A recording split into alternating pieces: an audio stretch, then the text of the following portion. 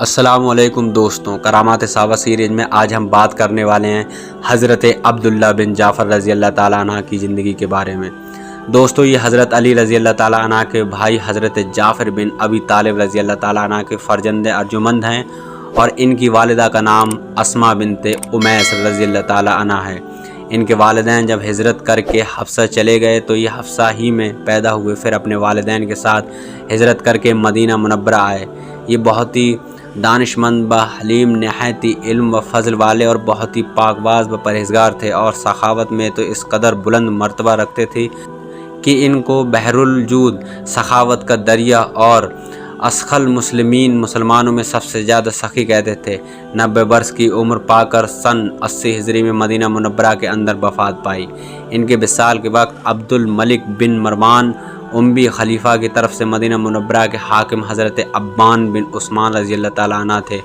ان کو حضرت عبداللہ بن جعفر رضی اللہ تعالیٰ عنہ کی وفات کی خبر پہنچی تو وہ آئے اور خود اپنے ہاتھوں سے ان کو غسل دے کر کفن پہنایا اور ان کا جنازہ اٹھا کر جنت البقیع کے قبرستان لے گئے۔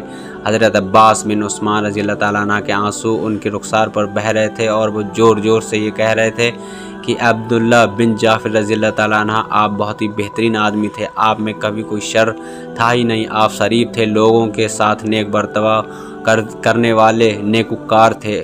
پھر حضرت عبان بن عثمان رضی اللہ تعالیٰ عنہ نے آپ رضی اللہ تعالیٰ عنہ کے جنازے کی نماز پڑھائی۔ آپ کی عمر شریف کے بارے میں اختلاف ہے، بعض نے کہا کہ آپ کی عمر 90 برس کی تھی، اور بعض کا قول ہے کہ 92 برس کی عمر میں آپ نے وصال فرمایا۔ اسی طرح آپ کے وصال کے سال میں اختلاف ہے، سن 80 ہجری یا سن 82 ہجری یا سن 85 ہجری، یوں 3 ابقال ہیں۔ آپ کی کرامات، سجدگاہ سے چشمہ ابل پڑا۔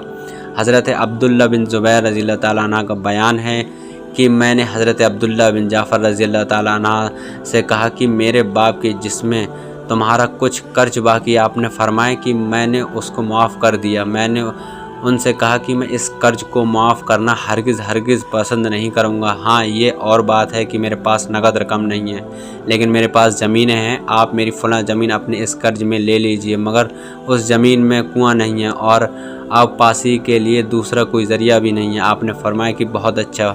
بہرحال میں نے آپ ہی کے وہ زمین لے لی ہے۔ پھر آپ اس زمین میں تشریف لے گئے اور وہاں پہنچ کر اپنے غلام کو مصلی بچھانے کا حکم دیا، اور آپ نے اس جگہ 2 رکعت نماز پڑھی اور بڑی دیر تک سجدے میں پڑے رہے۔ پھر مصلی اٹھا کر آپ نے غلام سے فرمایا کہ اس جگہ زمین کھودو۔ غلام نے زمین کھودی تو ناگہاں وہاں سے پانی کا ایک ایسا زخار چشمہ ابلنے لگا جس نے نہ صرف اس زمین بلکہ آس پاس کی تمام زمینوں کی آبواسی و صحراوی کا انتظام ہو گیا۔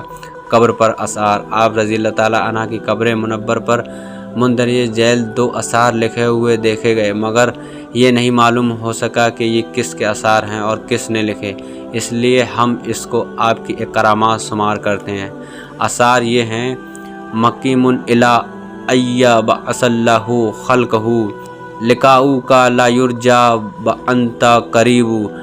آپ اس وقت تک یہاں مقیم رہیں گے جب اللہ تعالیٰ اپنی مخلوق کو قبروں سے اٹھائے گا۔ آپ کی ملاقات کی کوئی امید ہی نہیں کی جا سکتی، حالانکہ آپ بہت ہی قریب ہیں۔ تزید باللن فی کل یوم ولیلتی۔ آپ اس وقت تک یہاں مقیم رہیں گے جبکہ اللہ تعالیٰ اپنی مخلوق کو قبروں سے اٹھائے گا۔ آپ کی ملاقات کی کوئی امید ہی نہیں کی جا سکتی، حالانکہ آپ بہت ہی قریب ہیں۔ تزید باللن فی کل یوم ولیلتی وتنسیٰ کما تبلی وانت حبیب۔ آپ ہر دن اور ہر رات پرانے ہوتے جائیں گے، اور جیسے جیسے آپ پرانے ہوتے جائیں گے لوگ آپ کو بھولتے جائیں گے، حالانکہ آپ ہر شخص کے محبوب ہیں۔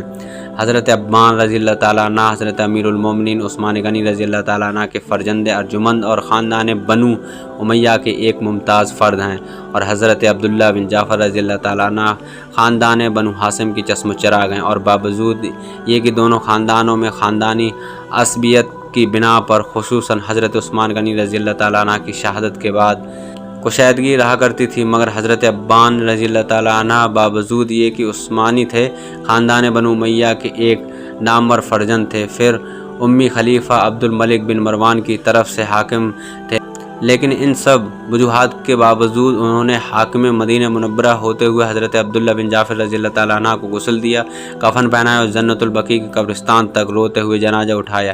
اس سے پتہ چلتا ہے کہ حضرت عبان بن عثمان رضی اللہ تعالیٰ عنہ بہت ہی نیک نفس اور خاندانی عصبیت سے بالکل ہی پاک صاف تھے، اور حضرت عبداللہ بن جعفر رضی اللہ تعالیٰ عنہ اس قدر مقبول خلائق تھے کہ خاندان بنو ہاشم و خاندان بنو امیہ دونوں کی نگاہوں میں انتہائی محترم و معزز تھے۔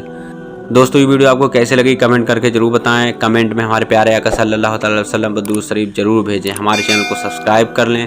دوستوں ملتے ہیں اگلی ویڈیو میں۔ اللہ حافظ۔